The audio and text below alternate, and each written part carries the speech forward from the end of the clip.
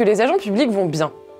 Santé, bien-être psychologique, les enquêtes montrent qu'en réalité, tout dépend du profil des agents.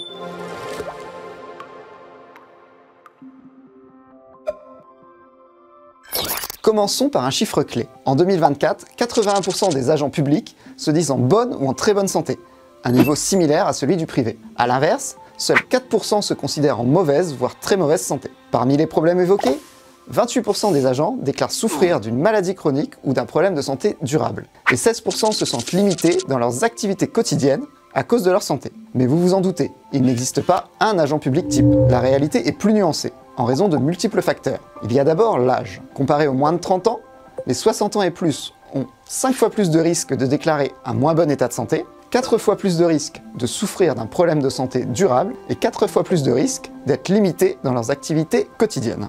Ensuite, les emplois les moins qualifiés sont souvent associés à des conditions de travail plus difficiles et à moins de ressources pour prendre soin d'eux. Ainsi, les ouvriers ont 1,6 fois plus de risques de souffrir de problèmes de santé durables comparés aux cadres.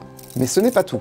Les femmes sont plus susceptibles de déclarer une moins bonne santé, de souffrir de problèmes de santé durables et d'être limitées dans leurs activités.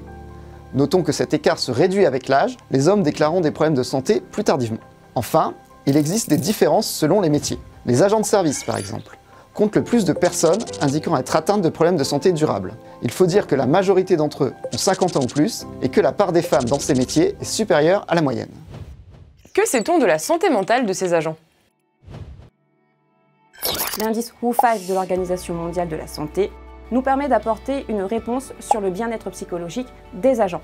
Les résultats sont exprimés sur une échelle allant de 0 à 100, répartie en 3 seuils: l'épanouissement, le bien-être dit satisfaisant et le risque de symptômes dépressifs. En 2023, 8 agents publics sur 10 présentent un score de bien-être psychologique qualifié d'épanoui ou de satisfaisant. Par ailleurs, un agent public sur 5 présente un score indiquant un risque de symptômes dépressifs, ce qui est un peu plus fréquent que dans le privé. Mais là encore, des différences existent entre les agents publics. Les femmes ont un risque d'obtenir un score associé aux symptômes dépressifs 1,3 fois supérieur à celui des hommes, et des 50 ans ou plus 1,4 fois supérieur à celui des moins de 30 ans.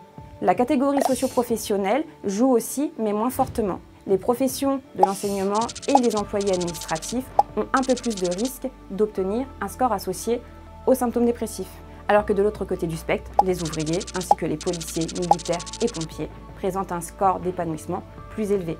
Mais là encore, le fait que ces professions soient plus jeunes et plus masculines peut avoir un effet. Finalement, que faut-il retenir? Déjà, que les agents publics se perçoivent très majoritairement en bonne santé. Ensuite, que les légers écarts avec le privé sont surtout liés à la surreprésentation des femmes et à une moyenne d'âge plus élevée dans le public.